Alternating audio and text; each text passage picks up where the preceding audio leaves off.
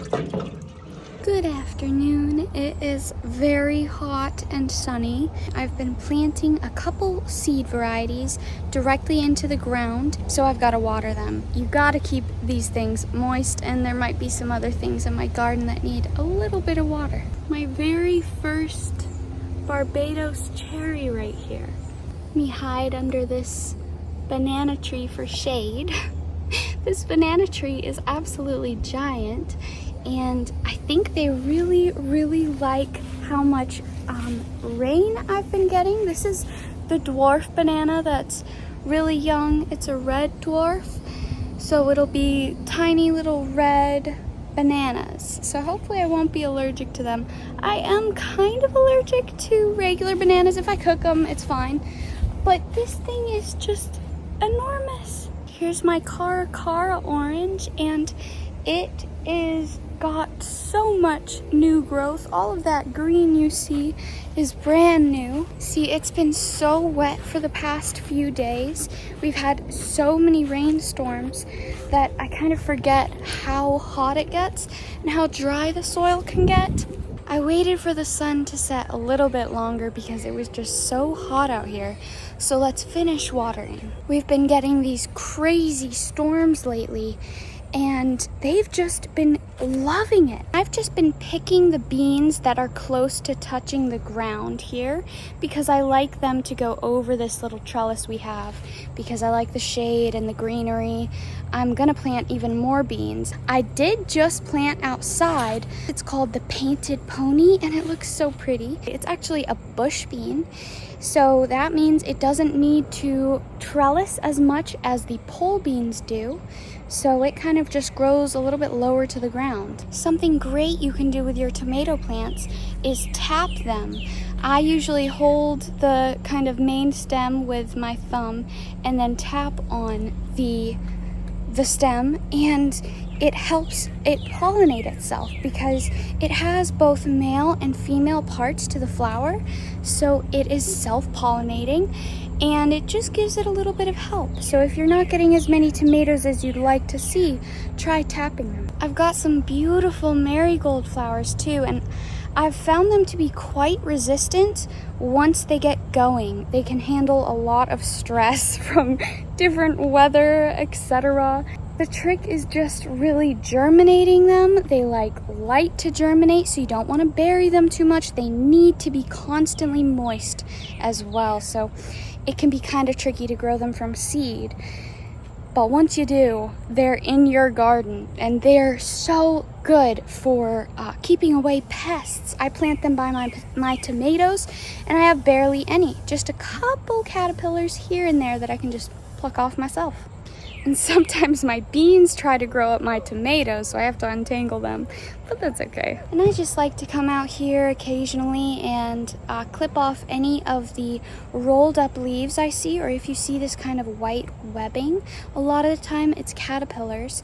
So you can squish them by hand or just pinch off the leaf and throw it far away from your garden, which is what I prefer to do. It's good to kind of do it consistently because they will kind of gather and attack if you don't keep up with it. And I've just been adjusting to this new job I got, which is great. I like it a lot, but I haven't been out in the garden as much.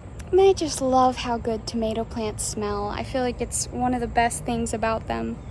Every time I come in and chop off a leaf or kind of tidy it up or even just run my fingers along it, you get that crisp tomato smell, and it's just delicious. Marigold flower seeds are super easy to collect.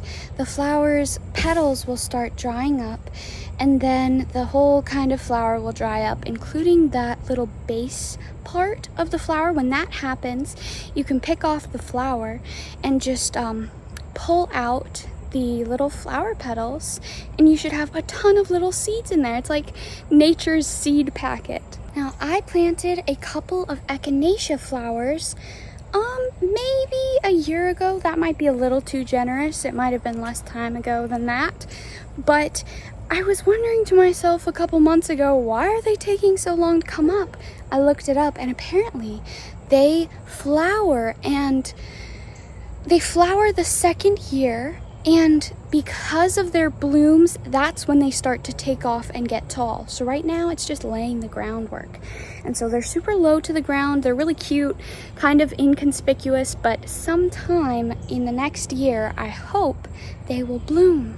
And echinacea is cool because it's a native plant to North America, so it's a good one to plant, and it's got a lot of health benefits too. I also have this little bean pit you can see back there, and I did not mean to grow beans there at all. That's where we put some of our compost pile, and the beans just sprouted right out of it. Hello. And I just haven't had time or the willpower to place them anywhere else. I might just even leave them there. I mean, they're so happy. I barely water them at all, which makes me think I need to put so much more compost into my soil, especially because I have very sandy soil. All right, I am hot enough, and I'm sure the mosquitoes will be out to get me anytime now, so I'm gonna head inside. I just wanted to show you a close-up of this first Barbados cherry I have. I think I need to put water in it, but I'm gonna do it tomorrow. I am currently editing the video that you are probably watching right now. I just wanted to add that Barbados cherry are really cool because they're more of a tropical plant, so it fruits, it blooms when it's super rainy. So they're used to kind of having two seasons, a wet season and a dry season. And during the wet season, they bloom, which is something that I feel like you really don't usually see in fruit trees, which is really cool. So if you want a Barbados cherry tree to bloom, give it a ton of water. Or if you live somewhere that has a wet season, absolutely plant these. I just ate one today. It's tomorrow in your timeline, and it was so good. Okay, I was expecting it to be not good at all because I looked online, and online said it's really sour, it's not for everyone, it's not that good. I was like, cherries don't even need to be more sour, you know what I mean? Like, they're fine the way they are. I tried it, it's amazing. It's like sour candy, but like, it's not even that sour. It's so good. It tastes like candy, and it would be so good in a pie.